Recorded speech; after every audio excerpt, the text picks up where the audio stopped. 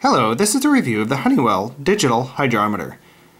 Now this is a pretty decent unit that strives itself on accuracy, perhaps more than on elegance. It comes with both a base unit and a remote unit that you can put somewhere else in your house. And you can access the readings on your remote unit just by cycling through, by pressing the button down here, and it cycles through the different stations. See channel 3, channel 1. Channel 1 is just this one by default. I think it's odd that it's forcing me to cycle through the blank channels. I kind of wish it would just automatically skip them if it knows that they're blank, but no big deal really. The other thing is you really have to hold it when you press the button. I mean, because I could press this all day long and it just moves it, but no big deal, right? I just put my finger behind it and can squeeze just fine. Now, the look of it, to me, honestly looks a little bit more clunky than perhaps a more compact little model that can hold on my hand, nestle away on my desk without having to notice it. So size-wise, you know, when I hold up the ruler,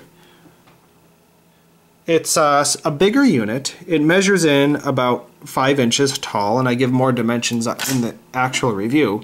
But I rather like the compact, all the information that's available here. I mean, this other model gives me ranges of both temperature and humidity. But this unit strives itself more on accuracy and having a remote probe than being compact.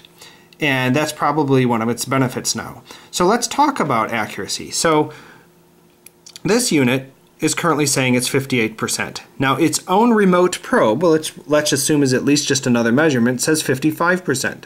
Now a moment ago they were rating about the same. Let's compare that to this one here. So this other Accurite is claiming it's currently 46%. Now you'll notice that none of them completely agree at this moment in time. However, two of them resemble a much closer number. So if you put these two together, you really hope that they're going to agree on a similar value.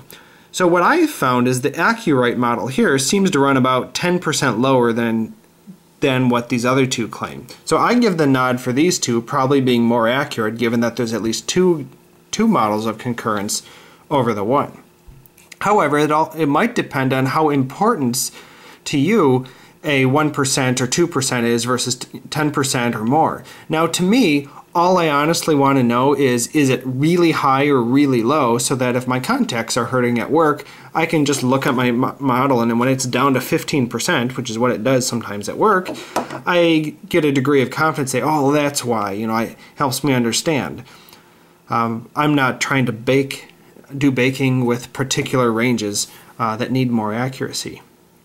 So this just gives you an idea of what the accuracy might be. Now in terms of temperature range, let's look at the current temperature according to a bulb thermometer. And it currently says it is about 68 degrees right now. So let's look at some comparisons. So I have a unit here that says it's 67.6. This says it's 67.6. And its remote probe says 67.1. And just another point of degrees, that's 68. So all of these units seem to agree it's all the same temperature, so everybody seems to be fairly accurate in terms of temperature.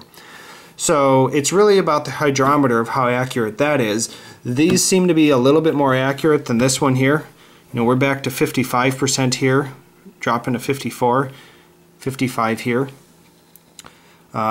So looks-wise, I would go with something like this if you just need the general range to know high or low, but are okay with it maybe being 10% off.